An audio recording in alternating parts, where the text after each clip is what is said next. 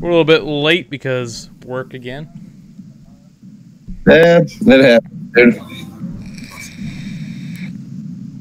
So it's 7 I gotta do my weekly test. 7 races, 3 get eliminated, and then it's the, or is it one that gets eliminated and then the champion? Oh, that's right. Yeah, I got it now. Never mind. I'm looking at the sheet right here. Just putting it on my tablet. I got my tablet going. I'm missing a sheet. Uh-oh.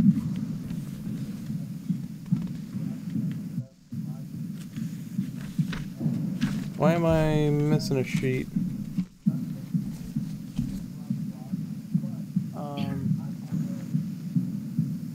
Yeah, I'm missing my truck series sheet. Are you? Oh no, it's right here. Okay. I'm on fence. I mean, I'm gonna.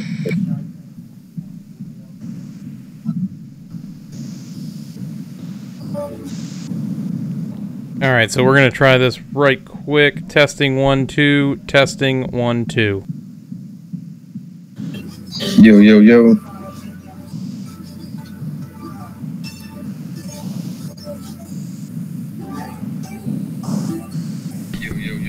All right, well we sound clear. Right.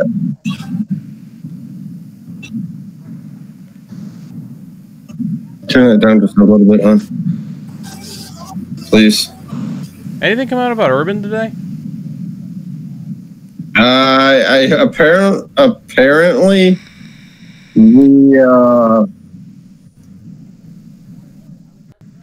the school wants to suspend him. He doesn't want to be suspended. It's the last thing that I have heard.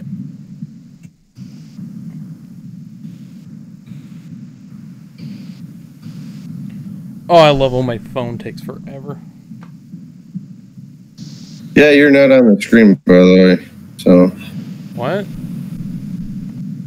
Hey, I got the Loose Lugs podcast logo on my screen. Well, it shows me on this. Mm-hmm.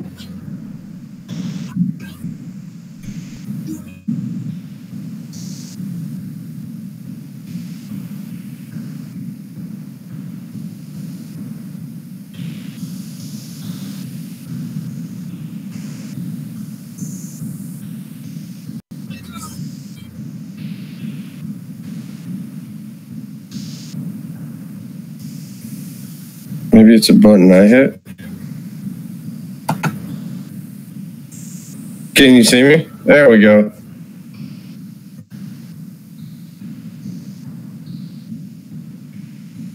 You there? Yeah, I'm here. Okay. Now you're back.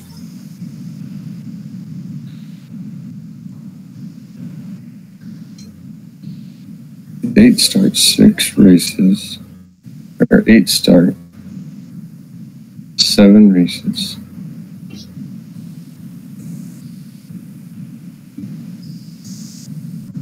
I think you got it right.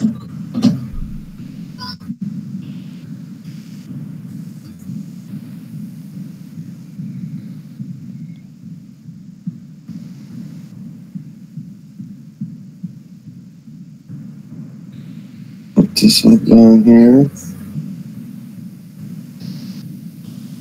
Hey, hon, it's weird going to the tablet now to my phone.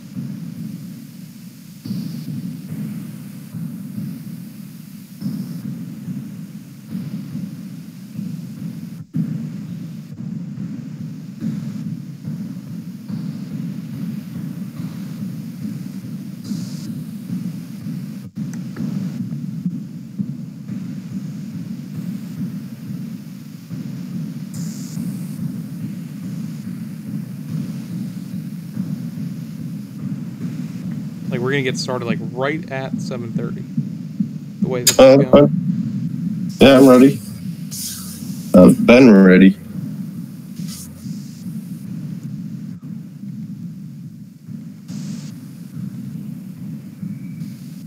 What the frickety frick? What? I just farted, but Sarah's giving me that weird look right now.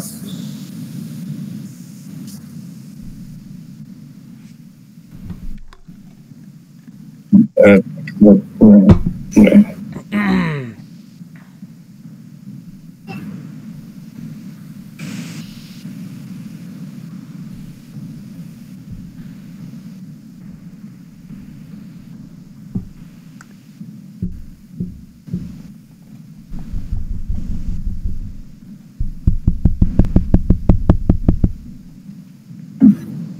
you hear that pitter-patter on the mic, I am just checking it.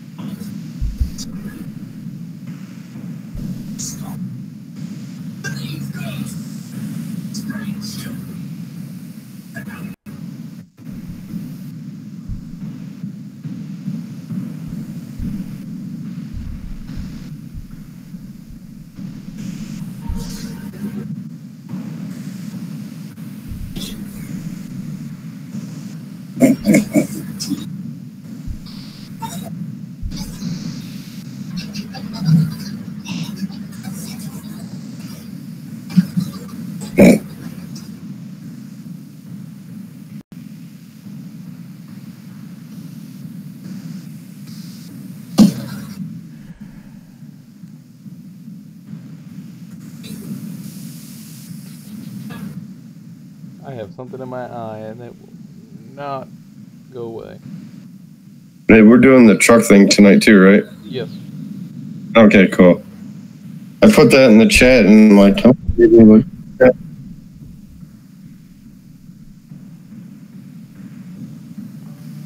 need this up.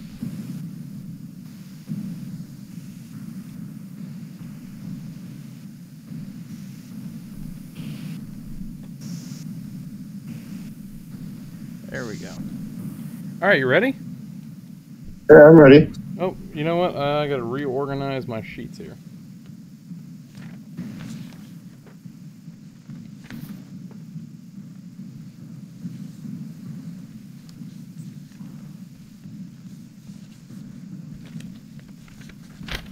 All right, now I'm ready. Let's go live with the loose lug. Let's get it. If I bleed tonight, if I am sad tonight, I don't have a job to find. And if I work tonight, if I'm so tired tonight, I'll fall asleep when I'm home. Ladies and gentlemen, welcome to episode 39 of the Loose Lugs podcast. I'm your host, AJ. With me, as always, is my co-host, Ryan. What is up, AJ? How about that? Episode number 39. Do you believe that? It amazes me every week that we are still going. Well, it doesn't really amaze me. It's so awesome that we're right now at 30. Next week, the big 4-0, which I'll be that in a couple years anyway. But yeah, you're closer to that than I am. That I am. Before AJ, I know we do basically our NASCAR talk. We do a couple IndyCar announcements here or there, but I want to give a shout out, prayers to Robert Wickens, who was involved in that horrific crash out at Pocono this past Sunday. I don't know I know if you've seen the highlights. I don't know if any of the listeners have, but wow, hats off to the IndyCar, the safety team, the workers at Pocono. Amazing job. He was hurt though, but he's still living and breathing and going through some surgeries right now. But man, hats off, like I said, to the track workers. You know, it really says a lot about the way that they've improved safety in those Indy cars over the last couple of years.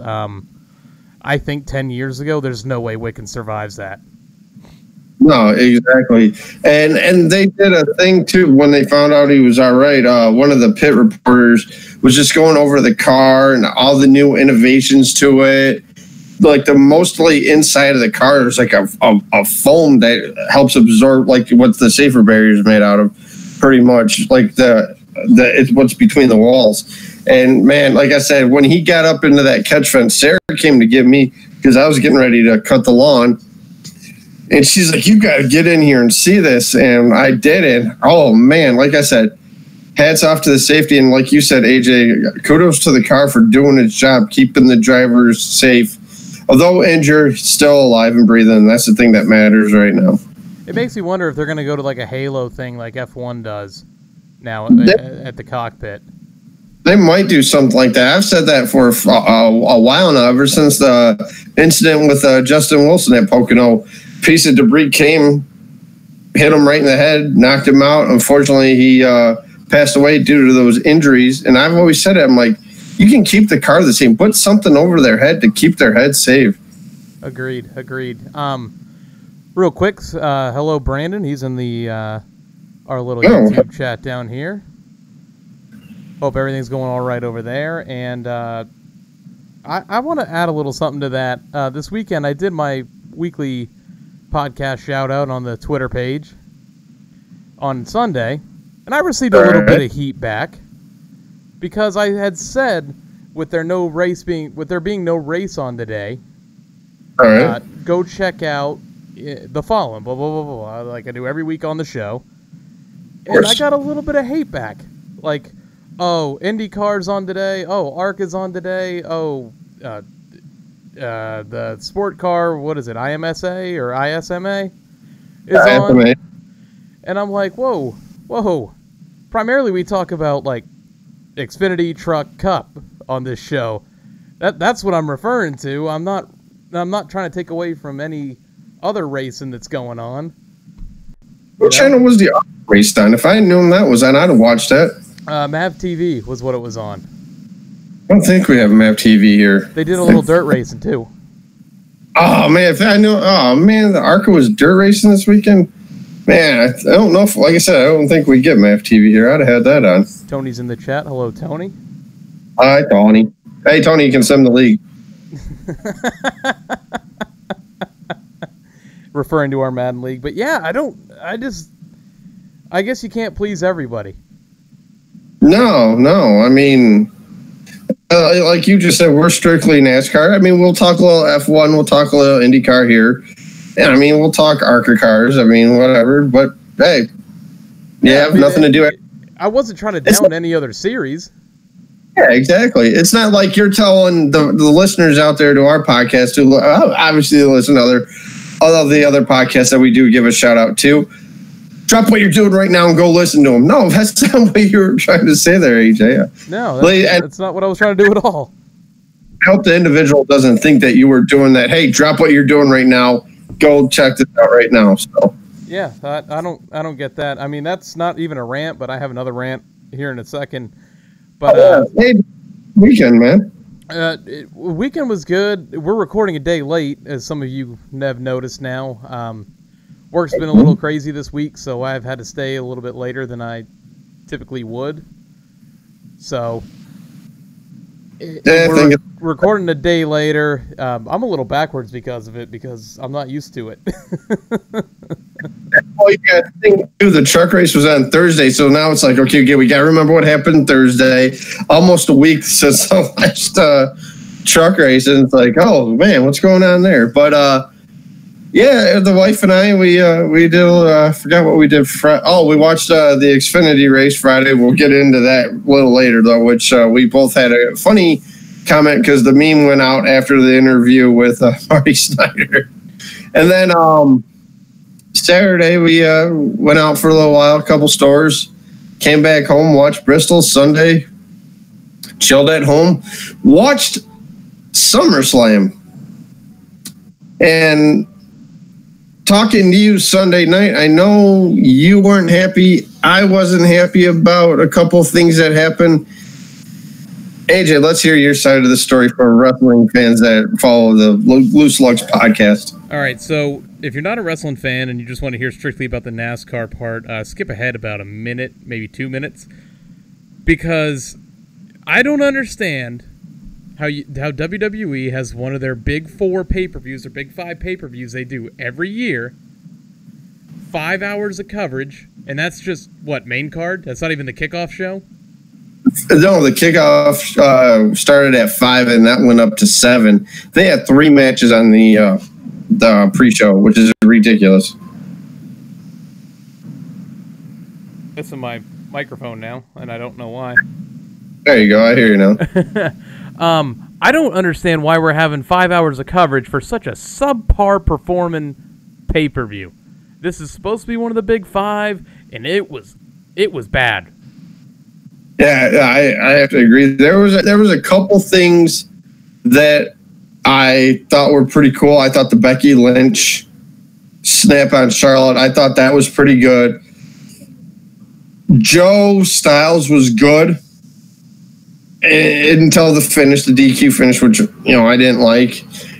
And like you just said, it's one of your big pay-per-views, and it was subpar. NXT is a 2.5 hour show, I think 5 matches, and the entire card from top to bottom. The Adam Cole Ricochet match Saturday night, I watched that after the Bristol race.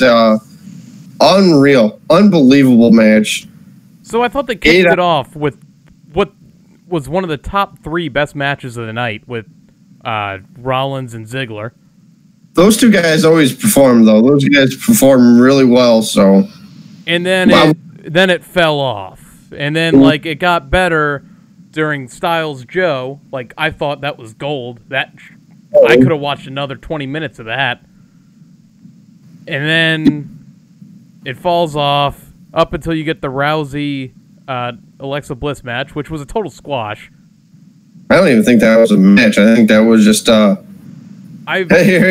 title was handed to Ronda Rousey in the most WWE way of handing a title. Like, it wasn't even earned. Like, the celebration that she gave after the match wasn't worth what the match was. No, not at all. And then you end off the night with Lesnar Reigns. I'm tired of seeing it. It needs to stop. I hope it's over. But... and now to get Roman over, we bring the Shield back. Like, exactly. I was talking to a buddy of mine at work who I'm in a fantasy football league with them, but we were talking about it, and I'm like, it's a shame that they have to bring the Shield back in order for Roman to get a reaction besides the boos. I'm like, it's sad. It's sad. But hey, I'm not Vince McMahon. I'm not anybody along those lines right there. But I just don't get some of the Dave the Meltzer booking. said it was better than WrestleMania. Jesus. Yeah, SummerSlam. Yeah, apparently that's what Tony said in our chat. Patrick said that's pretty much WWE these days. It's quote unquote fine, and Tony then responded with, "She should have suplexed Bliss 16 times," which is the typical Brock Lesnar match. Oh yeah, and the reason why they brought Strowman out too, and I read this somewhere, I think Meltzer put it, that the only reason they brought Braun Strowman out there was to make fans remotely care about the match. That hey, maybe he is going to cash it in, maybe he is going to cash it in, and then poof, you seen what happened, and then kept people in the seats, I guess. I don't understand. I've lost so much interest. I don't even watch Mondays and Tuesdays anymore. I watch the pay-per-views, but I'm at the point now where if Hell in a Cell is the next pay-per-view, and if that's a dud, I won't watch again until Royal Rumble. Oh, Royal Rumble is always one of the best pay-per-views anyway, until you find out the winner of the Royal Rumble or the Final Four. Yeah, so that is what it is. It's enough wrestling talk on a NASCAR podcast, I think, for a month. Just think we'll be talking... speaking of which, AJ, are you excited about the preseason game number 3? The, what is it? They like to call it the dress rehearsal game for your Patriots. Yeah, it's preseason. Wake me up when the regular season starts. Mm-hmm. I honestly, like, last weekend I was stoked that Tom Terrific looked good as his normal self, but, I mean, it's preseason. I really could care less. I don't even care until, like, week 10. That's when you know who's the pretenders and who's the contenders. Yeah, but you always watch it every Sunday. Oh, I do. We channel surf in this household. I may bring 2 TVs out. So, there you go. Lions game, and then one TV has the race on. So, well, speaking of racing, Ryan, we had a jam-packed weekend in Bristol. Some solid racing all around. A little bit of a whiner fest from a certain somebody. Oh yeah. What do you say we get into some gas and go? Oh yeah.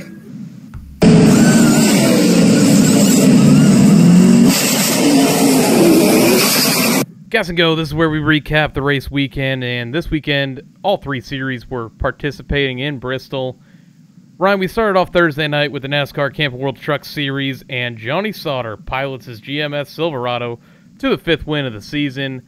That ends the regular season. He was awarded the regular season championship. Ryan, what kind of confidence do you think this gives Johnny Sauter heading into the playoffs? I gave him a lot of confidence for sure. John Hunter Nemechek leading, and I think they said he had trouble with the something with a fuel pickup in the truck. That's happened to him a couple times this year, but like you said, I think Sauter's got right now all the momentum going into these playoffs that start this weekend in Canada. I mean, that's not really, though, where Nemechek's problems started. It really began, he lost the race once he hit lap traffic. Oh yeah. Because that's when, Sauter goes around and then Friesen goes around. Problems breed problems, apparently.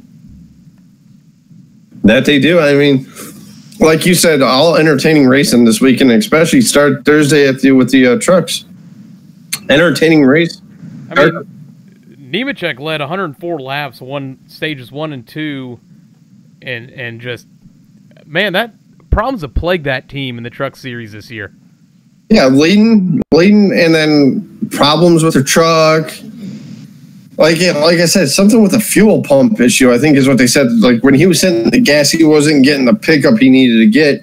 And then everybody's like, because he was up like almost 5 or 6 seconds, maybe less than that. Sauter comes by, gets the win. Yeah, Sauter, man, he's got to be on cloud 9 heading into these playoffs. I mean, I'm pretty much penning him in, permanent markering him into the Final Four, bearing any sort of huge catastrophic problem in the first 2 rounds. Oh, yeah. But, we're going to go over our Truck Series playoff prediction later. I don't want to get too far down that prediction path. Let's go over the racetracks that they're at, too, as well. It's Sauter is in a league of his own. Moffitt is close. But Moffitt doesn't really have that 1.5 mile speed. No, the thing that kills Moffitt, though, is the fact that, like, for example, this past weekend, 18th, I think, on the board he finished? Yeah, 18th. Just problems out of the blue. He'll win, like I said, he'll win one week, and then, obviously, at Bristol, an 18th place finish. On top of that not very good day he had, he also finished 2 laps down. I mean, the playoffs begin. The field is set. Not too much dramatics besides the John Hunter Nemechek issue in this race. Yeah. This was like the more tame race of the weekend. That it was Saturday and Friday and Saturday. Excuse me, man. I'm used to saying Saturday and Sunday. But no, I thought the truck race was good. Kudos to Fox for putting it on primetime network television. The ratings, Over I don't know if 1 million viewers. Yep. Yeah, over 1 million viewers right now. I'm sorry about the dog right now. He's whining because his toy's somewhere where he can't get right now. So he's doing his typical Thor. Patrick brings up a solid point. Moffat can win the title if he has the luck. I mean, he's been pretty lucky here in the last couple weeks. Yeah, that he has. But hey, guess what? Yeah, you have to be good, but you also have to have the luck on your side. That you do. Oh. But hey, man, like I said, thought it was a great race. Give a shout out here to my man Parker Kligerman, 4th up in the top 10 all race long. It's good to see Parker running well. I mean, we talk about guys who come back and race. You got Bill Elliott this weekend and Road America coming back to race. It's cool to see. Exactly. I mean, I messaged or Parker put something on Facebook Twitter. How it was a long weekend. I'm like, hey, great job in the truck race on Thursday, and then what was it, Friday night? They had you climbing up the banking at Bristol. It's like, there's your workout for the weekend. And I'm like, great job as always, and he liked it. So it's pretty cool. I showed the wife, and she's like, oh, hell yeah. Yeah, Kligerman's one of those really cool dudes in the sport that, I mean, he really does give back to the fans. Not saying that a majority of them give back to the fans, but Parker's really friendly, especially on Twitter and social media like that. So, DeBenedetto's really good on Twitter and the Facebook world. A lot of, like you said, a lot of the guys are. I miss Landon Castle in the 34 Loves car because when he was driving for Loves, his tweets were hilarious because they all related to the sponsor, and it was just cool. We loved our Loves car today. Your stage winners: first stage, John Hunter Nemechek; second stage, John Hunter Nemechek. Your race winner, Johnny Sauter. Your top 5: Johnny Sauter, Stuart Friesen, John Hunter Nemechek, Parker Kligerman, like Ryan just said, and Todd Gilliland rounding out your top 5. Notable finishers: Ryan, Matt Crafton finished 8th. He needed this run this weekend heading into postseason. That he did. I mean, I don't know if he's got the mojo going. I don't know if he's lost it like Austin Powers' mojo, but we'll wait and see when it comes playoff time. Veteran knows how to get it done. See if he can do it. All I can say is wait till you hear my predictions. You probably did something I did too, because I did my predictions too. So your final standings here heading to the playoffs, the field is set, and it stands as follows. Johnny Sauter, Brett Moffitt, Noah Gregson, Ben Rhodes, Stuart Friesen, Grant Enfinger, Justin Haley, and Matt Crafton rounding out your playoff 8. Your next race is Canadian Tire this Sunday, 2:30 p.m. Eastern on FS1. Do you want to go over the truck playoff now since we're still on the trucks? I mean, we'll cover it during White Flag because it's our prediction part of it. Oh, yeah, touche. So we move on to the Xfinity Series, Ryan. This was Saturday night. I actually was at a restaurant watching this one. I didn't. A very nice bar-style restaurant. Mm-hmm. On Friday night? On Friday night. Because you said Saturday night. Did I say Saturday night? Good. Hey, don't worry. I did it too, so. Kyle Larson beats Christopher Bell, Justin Allgaier on the final restart to take the win here at Bristol in the Xfinity Series. I put those words together just to prove a point. Cup drivers in Xfinity Series. Kyle Larson led 202 laps en route to victory, but the story of the race had to have been Kyle Busch. That it had to be, definitely, for sure. And watching the beginning of the race, and he's got almost all the way, I think it was up to like 14 or 13 laps. And I'm like, and Sarah's like, oh, this is not going to be fun. And I'm like, yeah, it's the Kyle Busch shows. I thought it was going to be in this race. Come back from commercial, they're like, yeah, Kyle Busch was high. He may have brushed the wall. They're talking, all of a sudden, bam, right into the wall. I thought it was a cup race. Standing up, cheering, Sarah's clapping, we're high-fiving each other. And then the interesting thing happens, and then if you want to get into that, let's do it right now, because very interesting comments. So, Little backstory, Kyle Busch was leading this race, and then I guess, what would they call it? A tire arm broke was what they were calling it? Or I forget what was the motion again that he did? Yeah. And so he wrecks while leading, probably on his way to another Xfinity Series win. Yeah, pretty much. This was the tip of the iceberg to the weekend for Kyle, because it didn't get better after this. It didn't. And then, Ryan, you talked about the interview he had after he got out of the car. Why don't you explain in your best way and gestures for the live show what happened? Oh, the live show? Well, as most of you know, if you're a driver, when you get out of the race car, you're hot, you're mad, you're steamed. Marty Snyder asked him a question saying that their toe arm broke, and he's like, yeah, right, something like that. Starts just going off, everything like that. It was a short interview, and at the end, he just like rolled his eyes and did this arm thing, like, and I'm like, what? I'm like, and I was like, that's going to turn into a meme. And sure as hell, 10 minutes later, AJ sends me a messenger on our message chat. There it was right there, the Kyle Busch arm wave. I think it's going to be called the Kyle Busch now. Or wait, was it like the thumbs up or something like that? Yeah, I remember. He was hot. Yeah, he was mad. Well, because of the whole damage policy. I guess that from what the crew chief said that they were going to try to fix it to get him back out there. I get why he was mad, but it's not your series. I understand you're out there for the sponsorships, everything like that. But the gesture was priceless, and that made my weekend right there. And then I made a couple pictures, too, and sent it to you after Saturday's race. Podcast page. I'm sure people like that. Yeah, I mean, maybe. Maybe. I don't want to get too much heat from some Kyle fans for it, but yeah, it had to have been the story of the weekend, or the story of that race. Pretty much the story of the weekend was just the 18 struggles. Oh, yeah. So Larson sweeps all three stages.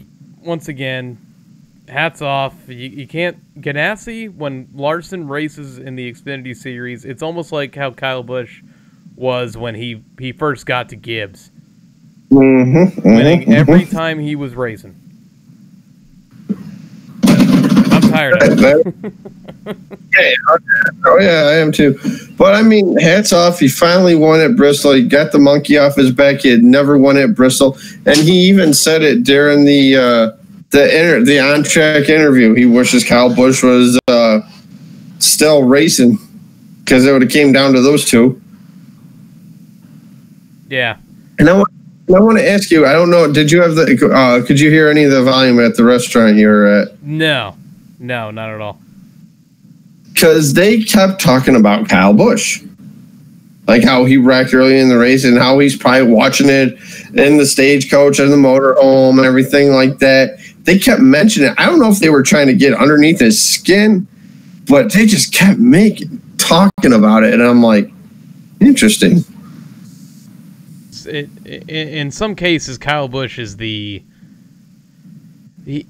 like he said in his Saturday driver intros, I don't need no introduction. He's polarizing. I've seen that word attached to him for the last couple of years now, and I gotta say, he's polarizing. And that doesn't mean he's necessarily good or bad.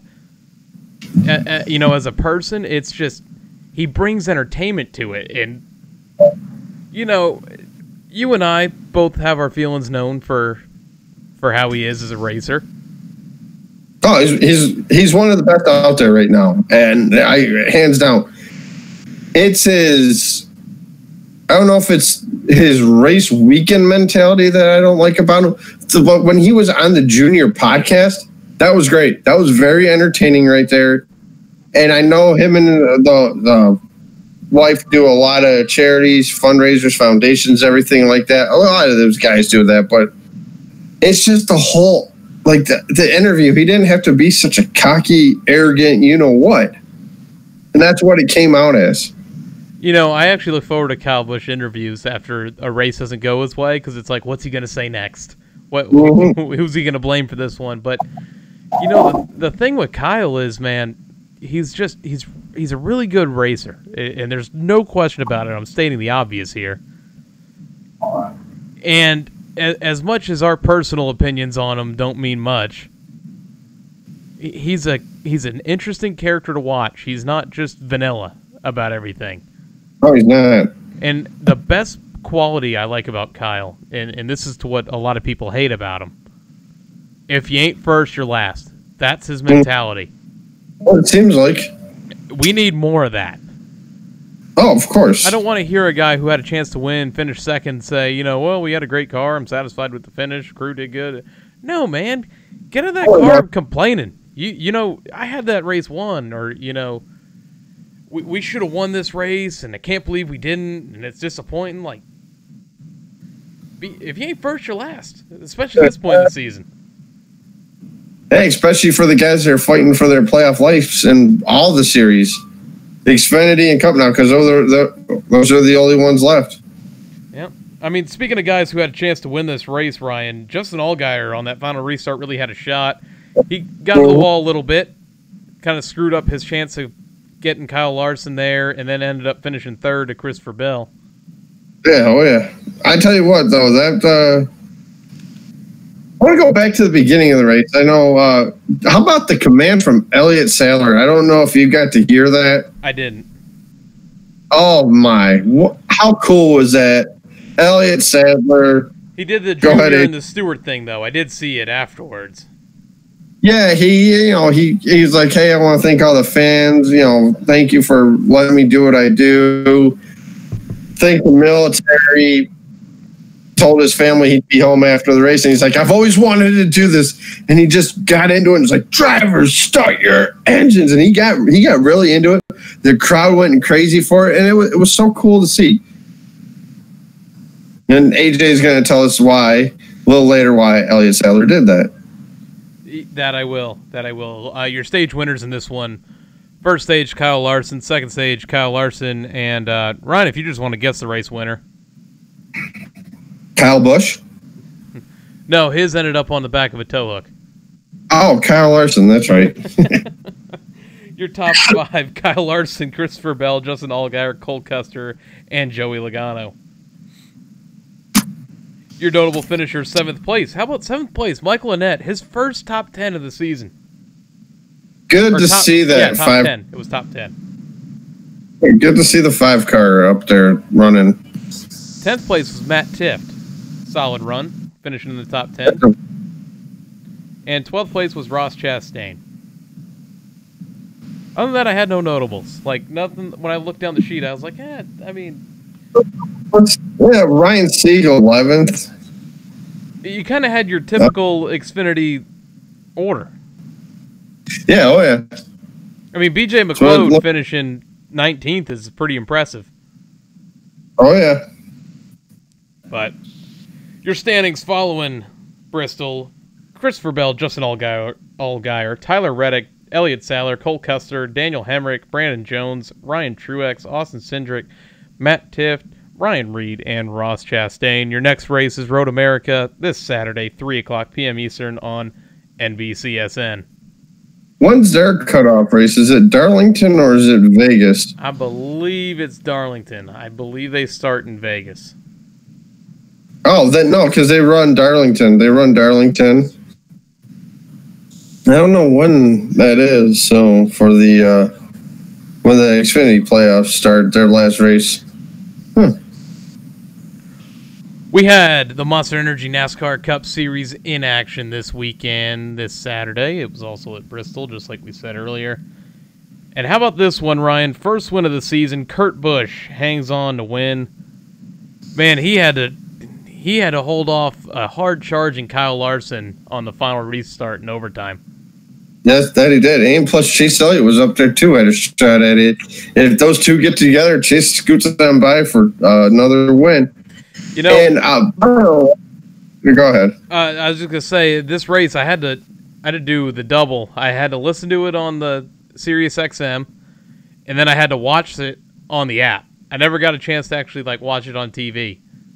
Oh, all right. So I was watching it all on the app.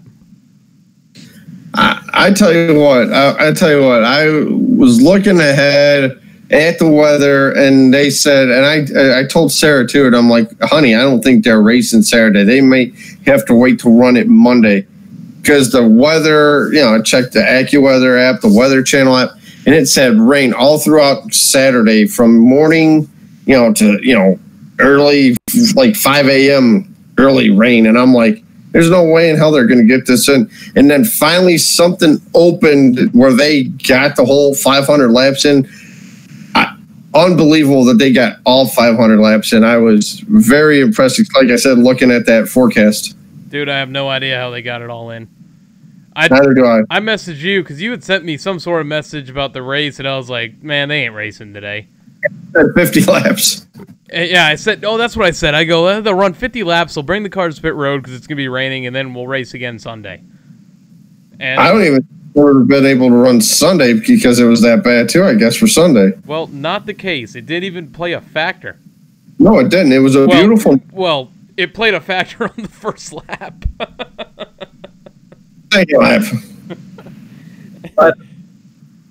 Say, what was that, Ryan? Lap and a half, maybe. Well, they had just got to the start-finish line. It was right there, and then because I'm watching it, and I'm like, because the camera angle they had, you kind of seen Kyle going sideways, and then I told Sarah, I'm like, 18's loose, and there he is spun. I'm like, yeah! Bam, bam. And then it looked like a Daytona Talladega right there. Yeah, we had a 12-car pileup on lap 2, officially lap 2, and, man, I think everybody hit Kyle. Kyle Busch, once again, the story of this race. Yep. And there was at some point where Brett Griffin, spotter Clint Boyer, comes on the radio and says, damn, that 99 never slowed down. And then he comes on a little bit later and he goes, I think the guy who started last hit Kyle. Yeah, because they as I was watching, was it NBC NASCAR America yesterday, and they did the scan and all of a sudden, because I never noticed that during the wreck until yesterday, it's scan the 99. Boom! I'm like, yeah, he never slowed down. There was no brake pedal on that one. It didn't seem. Nope. He's like, nope. Hey, no guts, no glory. Let's go. It. At first, it looked like, all right, it's just Kyle. He's spinning. Yeah. No. Mm-hmm. And then, like, I don't know what, a half second later, it's like everyone just hits him from all angles. Even Truex. Martin Truex Jr. ran over the front splitter. That he did, and that... More to come from there.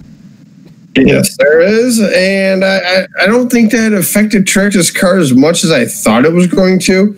It did suck for Bubba Wallace, who did run a great early spring race there, led some laps, and then to go out like that, I was like, I felt bad for the guy. I'm like, man, that sucks. There goes Bubba.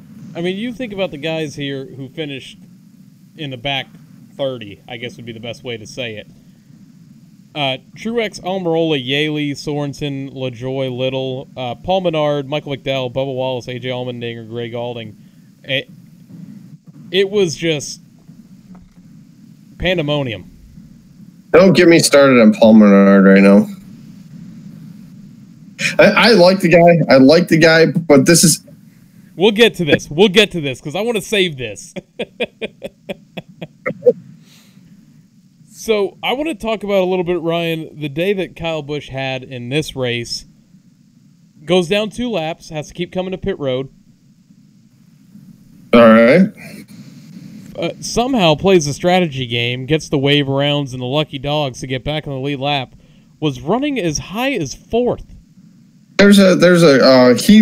Keep in mind too, he could have gone 3 laps down when Blaney was leading. There you go. I'll put the 3 up high, a little higher. I don't know if you guys could see that, but nice shirt, AJ. Coming. That's right. Speaking of throwback weekend, AJ's got a Dale Senior shirt on. Much respect. But no, Kyle Busch could have gone 3 laps down. Blaney was in the lead, and Kyle was in front of him, and Kyle pulled away from him. And I'm thinking to myself, because Sarah was already up in bed by this, or no, she was getting ready to. And I'm thinking to myself, there's no way in hell he's going to come back and win. There's no way in hell he's going to come back and win. No rear bumper on the car. And a lot of people on the radio reacted on was a big one in this. Yeah, they were like, why is NASCAR allowing him to drive like this? And people are like, well, I guess it's only at Daytona and Talladega. You have to have the whole body. You can't have the rear bumper on the car. Even on TV, they said that's going to help his downforce, and it should help him out. And I'm like, well, why the hell can he do it then?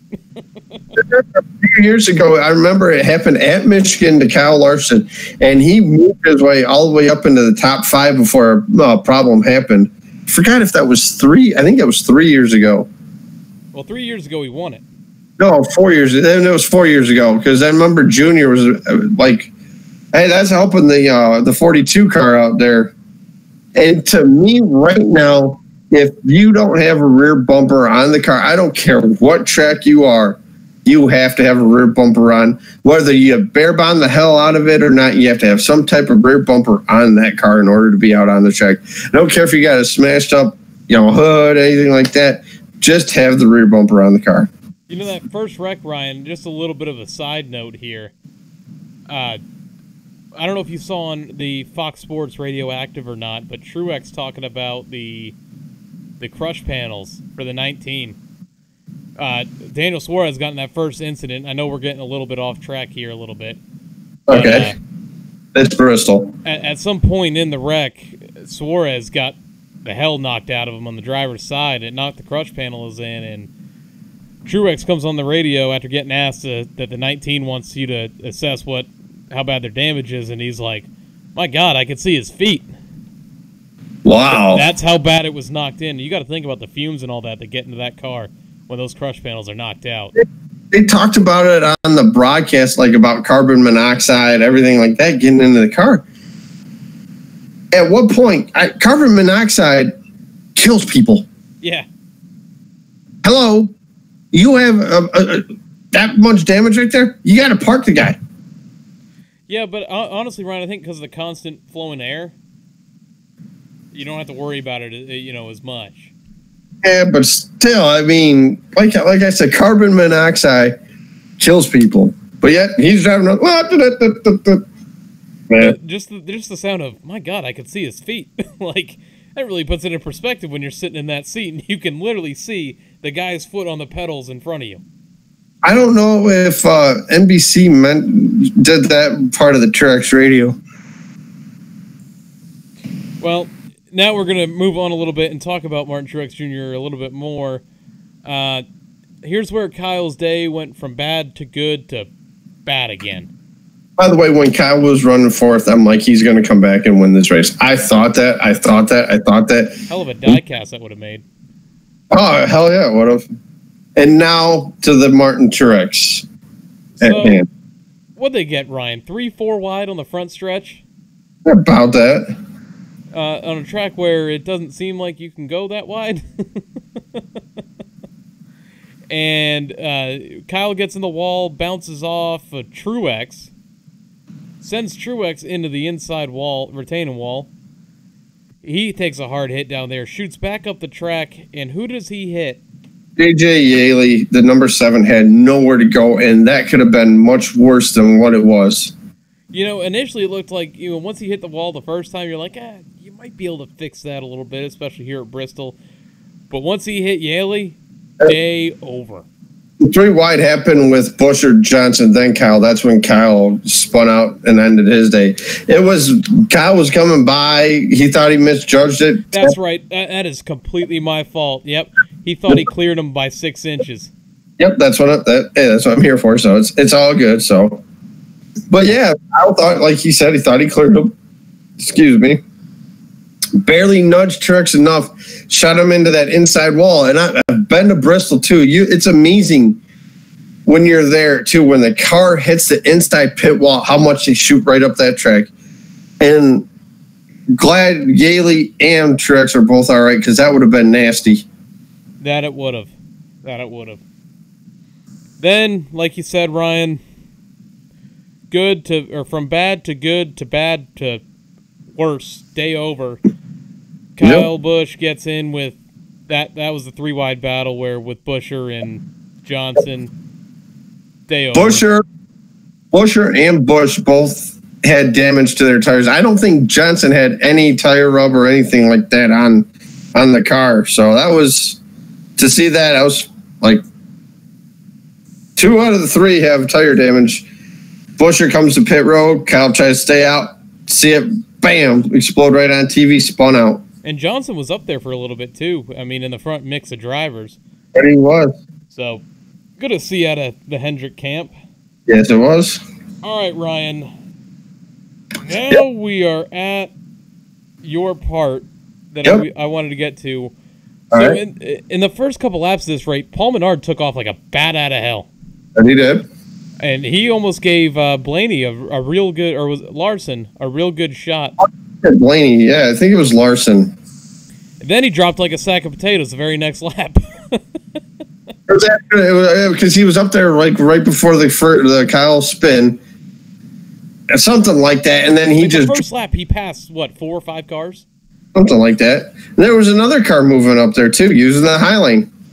So as Paul Menard is dropping like a sack of bricks, yep, a car moving forward was William Byron, who got hung up on the outside, and it eventually got to the point where they came him over the radio and said, "Look, man, dump him if you have to."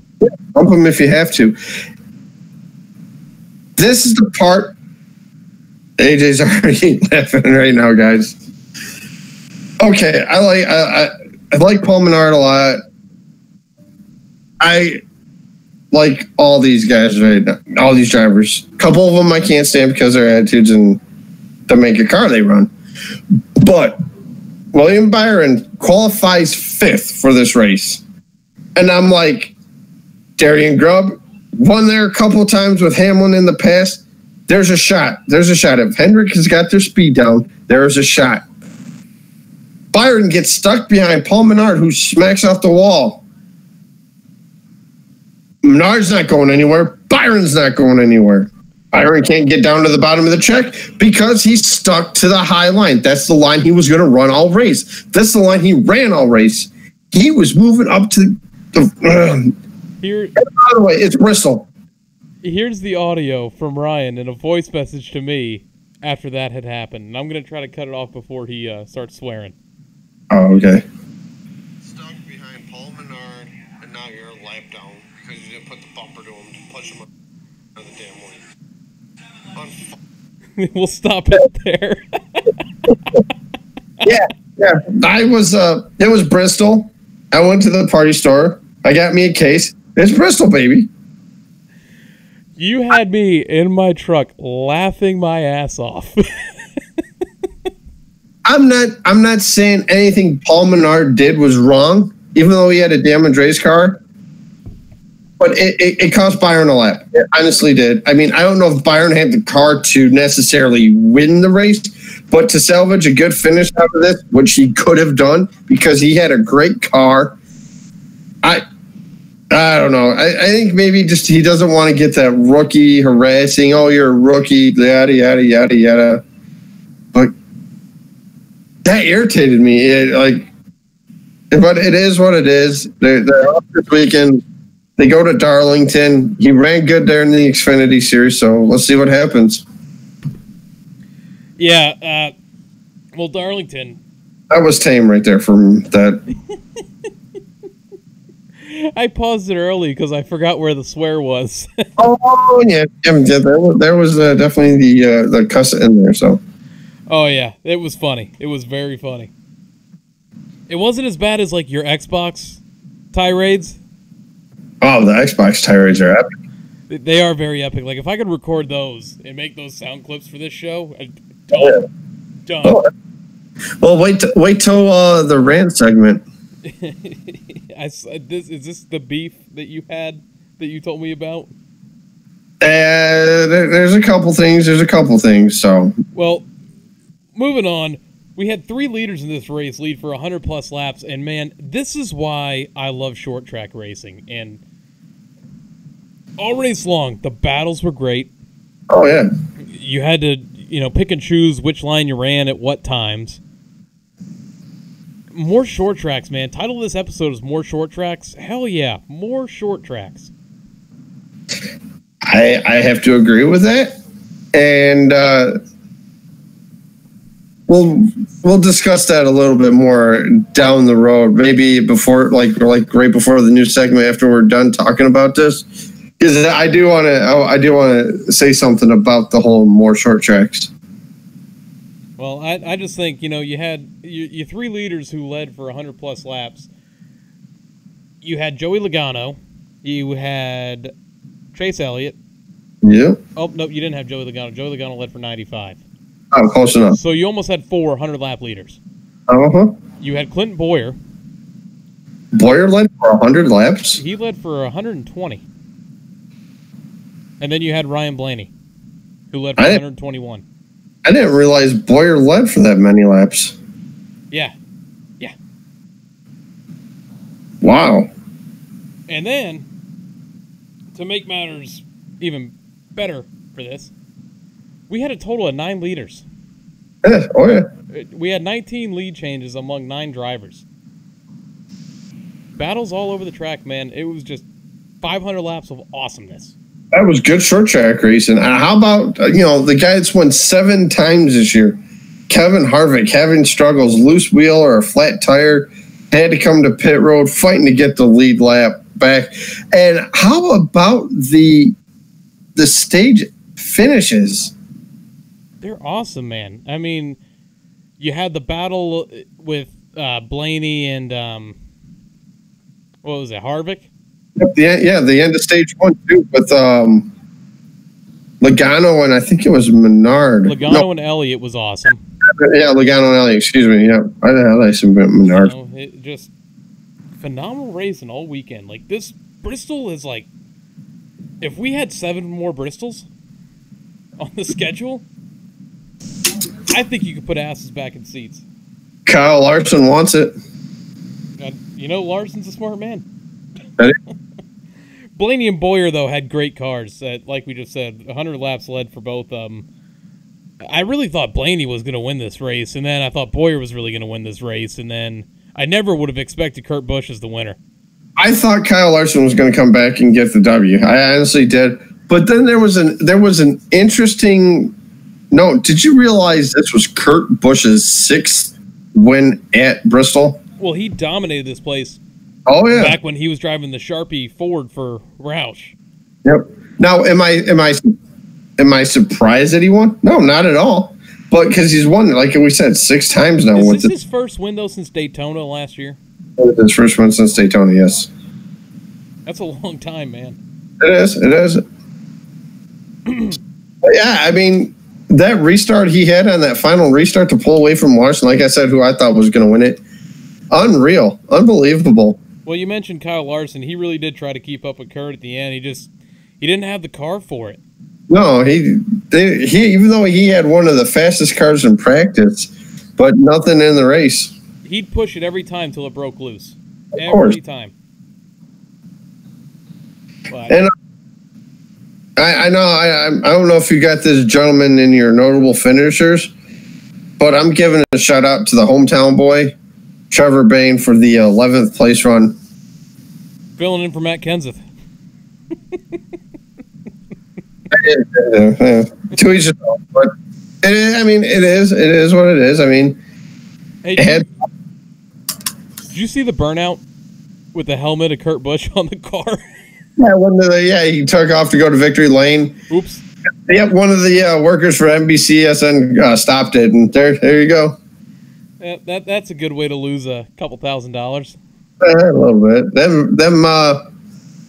Them helmets ain't cheap. No, that's for sure. Your stage winners, Ryan. First stage, Ryan Blaney. Second stage, Joey Logano. Your race winner, Kurt Busch. Notable finishers. I got 9th place, Jimmy Johnson. 15th place. Did you do? What? You didn't. I don't think you did the top 5. You just did the stage ones. Top 5. Oh, God. I did skip right over it. Over it. Kurt Busch, Kyle Larson, Chase Elliott, Joey Logano, Eric Jones were your top 5. Your notable finishers. 9th place run for Jimmy Johnson in the 48. That was good to see. It was. As a Hendrick fan. 8 for Bowman. The whole Hendrick organization as a whole. I know Byron had a little fall off at the end, but at least he was running up there. Yeah. if he gets around Menard, who knows what happens? If he gets around him quick. Yeah. Paul Menard is kind of like a Ryan Newman in a way, though. He's just always tough to get around. Exactly. And that's like last year at Martinsville with Chase Elliott. Couldn't put him a lap down. Seeing the results. I have 15th place. Casey Kane. Great run in that 95 LFR car. We're going to talk about Casey here in a second. Sorry to bring back up a bad memory there, AJ. What's the... Yeah. Well, 20th place, Kyle Busch. There's a bad memory for Kyle. Your standings following Bristol: Kevin Harvick, Kyle Busch, Martin Truex Jr., Clint Boyer, Joey Logano, Chase Elliott, Kurt Busch, Eric Jones, Austin Dillon, Ryan Blaney, Brad Keselowski, Kyle Larson, Denny Hamlin, Eric Almirola, Jimmy Johnson, and Alex Bowman. Your next race is at Darlington in 2 weeks, September 2nd, 6 o'clock p.m. Eastern on NBCSN. Labor Day weekend, throwback weekend. It's always fun. It is. I love it. The announcers get involved in it. The drivers get into it. Brad Keselowski having the Rusty Wallace style wig with the curly hair and everything like that. It brings it back this weekend. Next weekend. I'm want to get a little something off my chest right now. This is the Southern 500. This, besides the Daytona 500, is the coup de grace of NASCAR racing, in my opinion. And this is going to be put on cable television. Why is this not on primetime television, especially with the cool throwback weekend on NBC? It never is. Labor Day weekend. I think they may do. If I'm Fox, I'm like, hey, why don't we switch up the schedules? I know Fox loves having the Daytona 500 and everything like that. But after that, what channel is Atlanta on? Fox. And then I think it's the Martinsville race to go to FS1. Yeah, but I mean, you got to think they also have the deal with the Truck Series, so they do get their fair share of races on FS1. So, yeah. I mean, all but, 2 races this year for the Truck Series is on FS1? Talladega is on Fox. Yeah, so all but 2. Yeah, pretty much. But I don't know. I guess that's just me being me, and so. Well, Ryan, we hinted at some news a little bit in the Gas and Go segment. Why don't we get into some tire rub and talk about that news we were referring to? All right. Left side. Pull this left fender out, left side. All right, so this was on, what was it, Wednesday and Thursday this came out? Tuesday, Wednesday, one of the two. So Elliott Sadler and Casey Kane not returning to the NASCAR, well, I guess you can just say National Series. In 2019, both are retiring. Brian, there was an interesting thing, though, I thought here. Elliott Sadler, I kind of figured it was coming soon. Casey, I didn't see it coming so soon. And especially following the rumors, there was Stewart-Haas Racing was wanting to talk to Casey about maybe driving that 41 car next year. Yep. Why? I understand that Casey probably wants to put more focus on, his family and his dirt team. He loves dirt track racing too. But you're going for what is either the best or the second best team right now in racing. I was like you said, I was shocked by the Casey one more. I mean, I knew he wanted to do stuff outside of NASCAR. Sadler, I knew it was coming. I mean, him and Junior are on such great terms, though. Sadler's going to be back in the car, probably run a Richmond race here, there. I mean, I don't think he's going to be fully gone away from it. Here's my thing to you. Who do you see in that one car next year over at Junior Motorsports in the Xfinity Series? Brett Moffitt. Good answer. Good pick, too. I'm thinking Brett Moffitt. If I'm going from the Truck Series to get called up, why not Johnny Sauter? I think Sauter's just found a home in the Truck Series. I mean, he's been in the Xfinity Series. He's been in the Cup Series. He's really found a liking, I think, to the Truck Series. Why not a guy like Austin Cindric? I'd be a good one. Or Or now since Junior's working with NBC, why not Parker Kligerman? You could, but I mean, even Parker, he's kind of found a home with NBC, so he races when he wants to, and then I know he misses it. He does a great job in that damn simulator, better than Kyle Petty did last week. That was a funny segment if you haven't seen it yet. Kyle Petty goes into this racing simulator, spins out, hits the wall, rides the wall. Kligerman goes in it was doing Road America yesterday. Oh, here, yeah, slow down going into this turn, go down it. He's like, that lap ain't good, but I still didn't hit anything. Yeah, I mean, that's just who I see. There's so many predictions now we get to make for the silly season coming up. Like, it's lining up perfectly for us. I'm looking forward to this silly season, too. I mean, who's going to be in the 41 car? Who's going to be in the 1 car? Who's going to... Custer stay in the Xfinity Series. Yeah. Does Christopher Bell stay in the Xfinity Series? I already told you my thoughts there. Oh, where's that? But this next little bit of news headline might throw a wrench in my plan for that. Furniture Row Racing wins the bid for BK Racing. All right. So that's now going to be a part of Furniture Row, and it's a situation where, hey, this might keep MTJ there, and then this might bring Christopher Bell in for that BK ride. By the way, this is a bold prediction of mine. If and only if Martin MTJ does not stay on at Furniture Row BK Racing now, he will be in the 41 car next year for Stewart. I can see that too. That was going to be my prediction for that as well. Stewart will throw mad money at him to put him in that car. I would like to see it. What if the 48 retires next year? Jimmy, what about, just hypothetically, what if Jimmy retires next year? Hey, MTJ, you got a ride here. We'll bring Cole Pern over for him, too. I mean, if Jimmy goes, wouldn't you think like a guy like Tyler Reddick would be that guy? I don't know. Would they want to go young? I mean, they already got 3 young guys as it is with Byron, Chase, and Bowman. Even though Bowman's run the Cup Series prior. Yeah. It's going to be interesting coming up, man. I mean, that's plain and simple. Oh, yeah. Looking forward to it. Well, Ryan, it is that time of the show. Where another news, too. I just saw something on NBC SN during NASCAR America this afternoon. And I have a question. 2020, they said they're trying to get more short tracks in there into the series.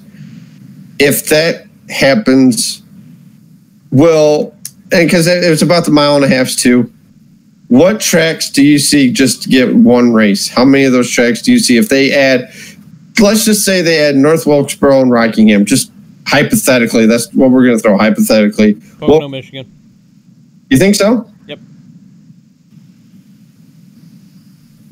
Yeah, wait, don't they run in Kansas twice? Yes, they do. I say Pocono and Kansas.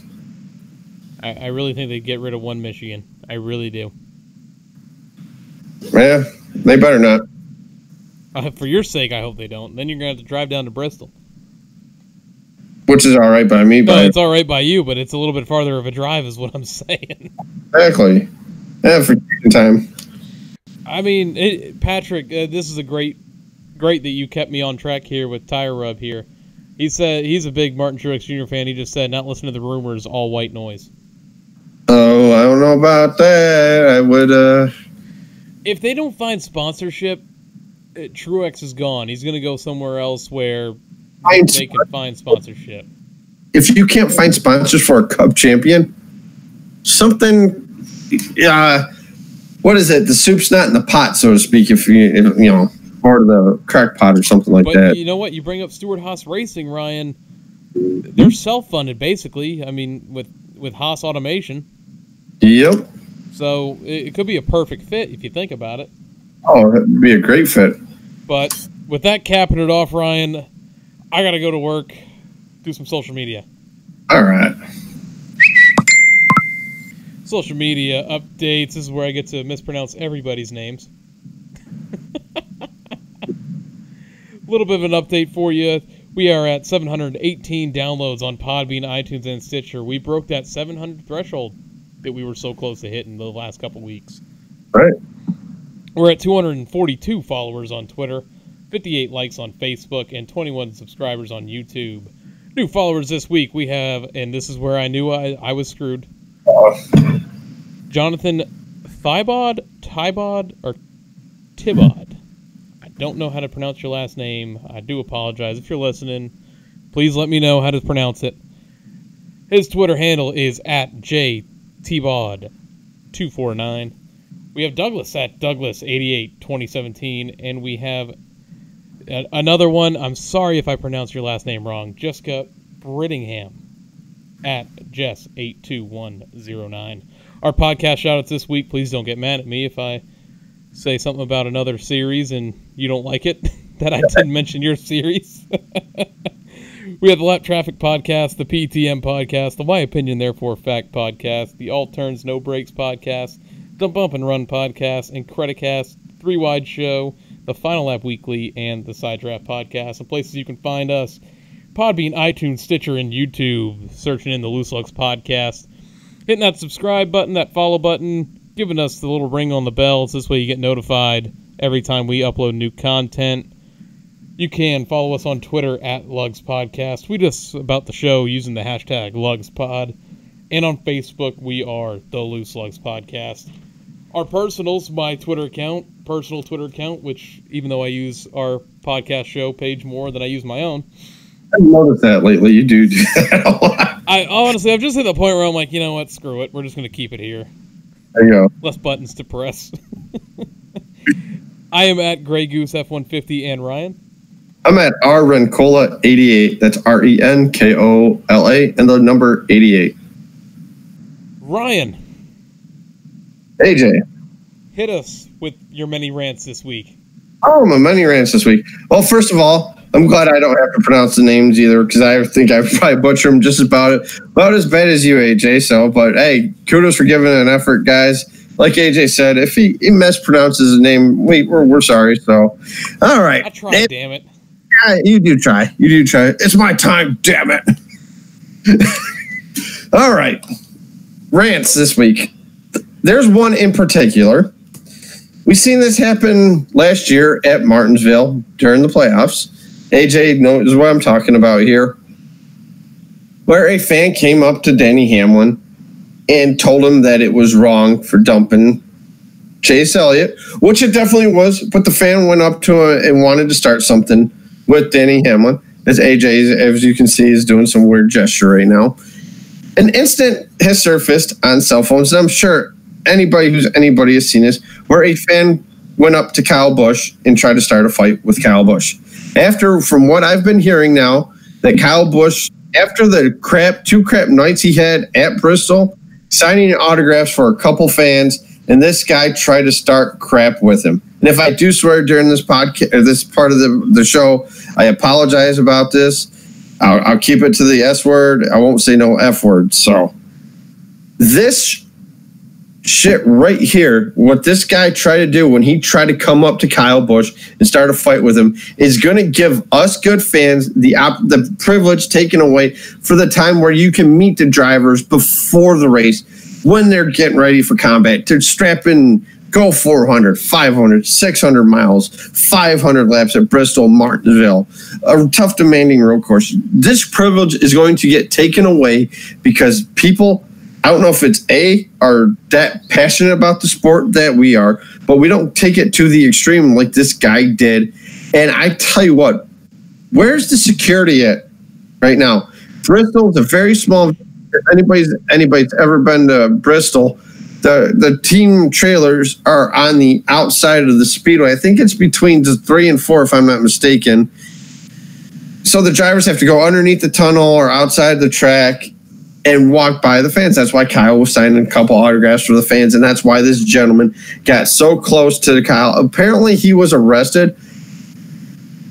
This guy, if they got his information, should never, ever be allowed to attend a NASCAR race. Hell, a sporting event for that matter. That I get you don't like the driver. He may have wrecked your driver. He may have said some stupid things on the television in an interview. But look at what he was doing. I think it was a couple of young fans too. He was signing stuff for a couple of young fans. This guy comes up to him. I guess he elbowed Kyle, and there's a part of the video where you see Kyle get thrown around. Where was the security? AJ, question is for you. Where's the security at? And does NASCAR step up security now, restrictions now when you go? Because when you met Corey LaJoie at Daytona, was there a lot of security around there? No, not really. Okay, all right. Do you think there's going to be hype in security right now? No, and I don't care about security, and I don't care about fan access to drivers. Well, basically, I care about fan access to drivers. What I'm getting at, I'm tired of one bad apple ruining it for everybody else. Because you had a little too much to drink, because you got a little too annoyed.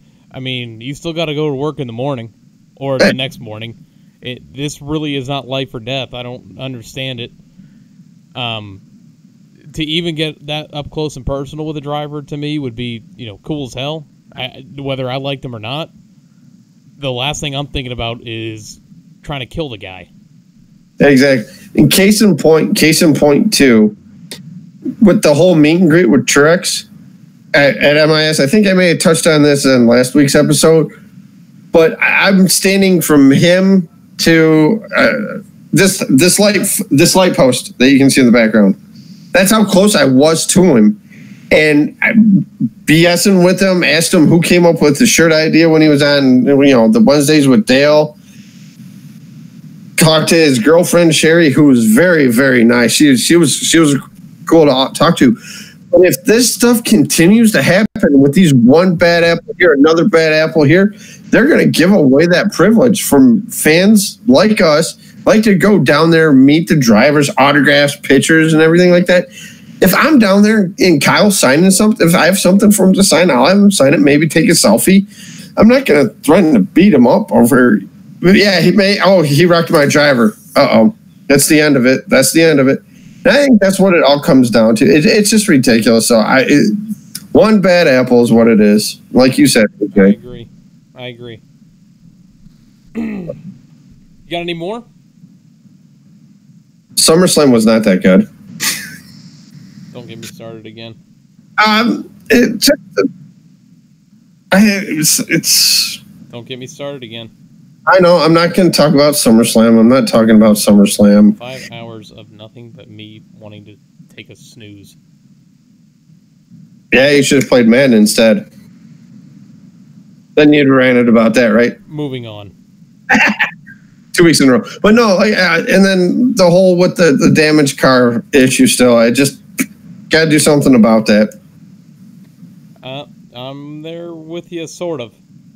And then, how I mentioned about the short tracks, Jeff Burton brought up an interesting thing during NASCAR America today. Tracks like North Wilkesboro and Rockingham, where were the fans at the end before they closed? And that's the only thing. Maybe it was the product at that time. When did Wilkesboro close anyway in Rockingham? 94, wasn't it, for Wilkesboro? And then, Rockingham was 2003. All right. Oh, the product was good at that time, 2003. I thought it was great. Brian, I'm gonna tell you right now what I've been saying for weeks, and it's the cost aspect. Oh yeah. Mm-hmm. I mean, the product on track in the last half of the season have been great, but Chicagoland was a great race. Before this point in the season, I mean, this was a really dud of a season, entertainment-wise. So you think about that too, adding to a factor. People want to be entertained, and like I said, if you got more tracks like Bristol, you'd put asses in those seats, but make it more affordable. Yeah, because you got like we've discussed this a few times on the show. The price of a ticket for a family of 4, if you want to see good, you're gonna like you said to me in private how much you spent for your 500 tickets. I'm like, holy cow, Ryan. I looked today at how much tickets were to the Roval. Yep. and to the Coke 600. For the Roval, it was $150. Okay. That was it was $50 for the cheapest ticket, and to have a decent seat was like $150. Okay, not bad. And the Coke 600 was $70 for cheapest seat, and like $200 for a good seat. Yeah, that's crazy. Who wants to pay that, man? It's cheaper to watch it on home. You get a better view, and the weather's always right. Yeah, exactly. My ticket that race in August, it was $100, but that included the Turex Q&A. So, and I was all right with spending that, but you got a family of 4. There's $400 alone right there just on tickets alone. That's why you're not seeing fans and seats. If you can lower the ticket, I'm not saying drastically drop them. I just don't get it. I really don't. I mean, they're a multi-million-dollar organization. I agree. Well, Ryan, we got some predictions to do if your rants are over for the night. My rants are over for the night. People can't take things too serious. What is basically what that rant entitles. And yes, I know I get serious, especially actually last November, AJ, you can remember that. The Michigan-Ohio State game when John O'Corn threw that terrible interception to end the game. I wish you could find it, but yeah, I got into it, but I never get a little mad on that one. I did, and I fully admit I got mad at it, but there was no way I was going to go up to somebody and threaten to beat him up over it. I'm still looking to see if Urban Meyer has been suspended yet or fired. Like I said, what I saw, the university wants to suspend him. He doesn't want to be suspended because he feels like he was not in the wrong. I don't know. Not for this show. All right, Ryan, let's get to the white flag. Let's do some predicting. All right. Tight, keep working the mirrors. In line with you, coming to the white.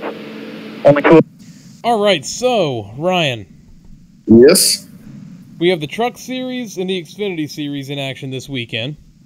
This is the first week of the Truck Playoffs. So, Ryan, do you have your bracket out? I do have my bracket out. The Extravaganza Truck Playoff prediction.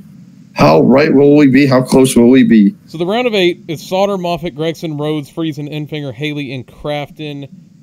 Moving on, I have, in the round of 6, Sauter, Moffitt, Gregson, Friesen, Rhodes, Crafton. Okay. So I have Haley and Enfinger out. You know what? I have the exact same thing as you do. All right, then let's move to the championship 4, Ryan. I'll give you... I thought we were going to discuss this a little bit. Why do you have Haley and Enfinger out?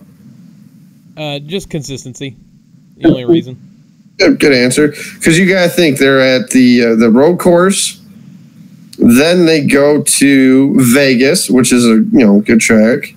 And then the capper is Talladega for this round of this first 3 races. So you had the same round of 6 as I did. I did. And I think Crafton's going to get a win to keep pushing them forward. So, all right. My championship 4. Okay. Johnny Sauter. Yep. Brett Moffitt. Noah Gregson. Yep. Matt Crafton. I got Moffitt, Sauter, Crafton, Rose. Wow, you don't have the KBM truck in there? Nope. That was hard for me not to do. That's why I didn't. Yeah, I thought about it, and I'm like, Rose has shown speed. Yeah, I think the races after Talladega. Oh, we should just the races are obviously this week in Canadian Tire Park, then Vegas. Yep, Vegas, Talladega. Then your next round is going to be Martinsville, Texas, Phoenix, and then the final race, Homestead. So, out of your final 4, AJ, who is your champion and why? Johnny Sauter. Resume. Been there before. Knows how to get it done in clutch situations. This season, 5 wins, and the last win before heading into the chase. Regular season champion. just the whole 9 yards. He's the whole deal. He's the real deal, the whole package. All right. I said it last week's show. I'm sticking with it. Brett Moffitt is winning this championship. There's something about him right now, and if they don't step over there on their feet, on their clown shoes or whatever it is they're wearing, Brett Moffitt wins this championship. He's gonna need the luck, like Patrick said earlier. He needs the luck. Oh, and he'll have the luck. I'm sure he will. Don't be surprised though. Crafton takes it though. Well, with that being said, Ryan, who's your truck pick for the weekend? Weekend? Stuart Friesen. I took Matt Crafton. Did you? All right. In the Xfinity Series, they are at Road America. Ryan, who are you taking?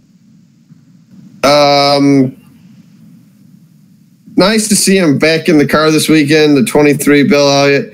I can't pick him. I'm not going to do it. Road America, tough little, or I should say tough big road course. Give me Elliott Sadler. I think he gets that win. I think he gets the mojo going.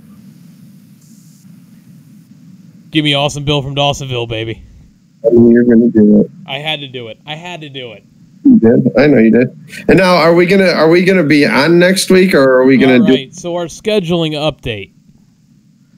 Next weekend we are off. We're gonna take a little bit of a break. We're gonna work on some things actually with our podcast to make it flow a little bit better. So we're gonna use next weekend's Cup off weekend to do that. AJ's gonna learn how to pronounce last names. Is basically. Yeah, I'm getting hooked on phonics. So we will be back the week after. Or the week after Darlington, so like September 4th. Like 4th, yeah, 4th or 5th, which is a Tuesday, I think. Yeah, whatever that Tuesday is, when we'll be back. I'll get my calendar out right Ryan, now. let's go back a little bit then for the Xfinity Series, Darlington. Who are you taking? The Xfinity Series at Darlington. Give me Michael Annett. Give me Elliott Sadler. Okay. For the Cup race, Ryan, who are you taking as your winner and your sleeper? Martin Church Jr. Taking MTJ, and not a bad pick because Toyotas have won like 6 of the last 8 races there. Yep. And your sleeper? By the way, September 4th it is. Give me Kyle Larson as my sleeper. I'm going with Kyle Busch as my race winner, being that Joe Gibbs Racing really has that place dialed up. Oh, yeah. And my sleeper, I am taking the number 19 of Daniel Suarez. I just can't get around Joe Gibbs Racing here. So Suarez wins and gets into the playoff, knocking Alex Bowman out. Yes, sir. All right. Ryan? I can see it happening. I really can. I mean, Bowman, I hope he gets the win, so wait and see. I hear you, man. I hear you.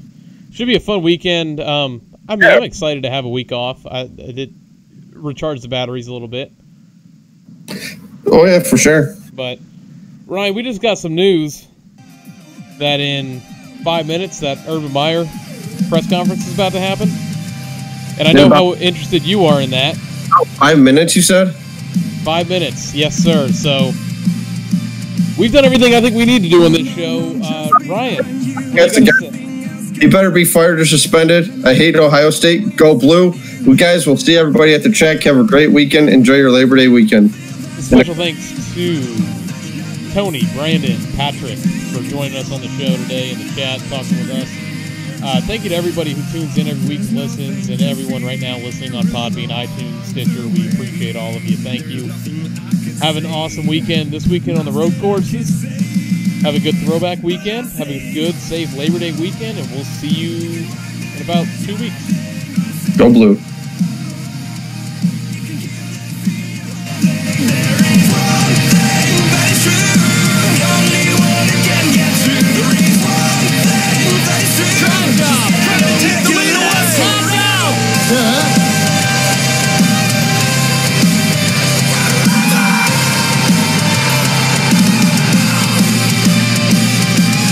Wonder why I can't feel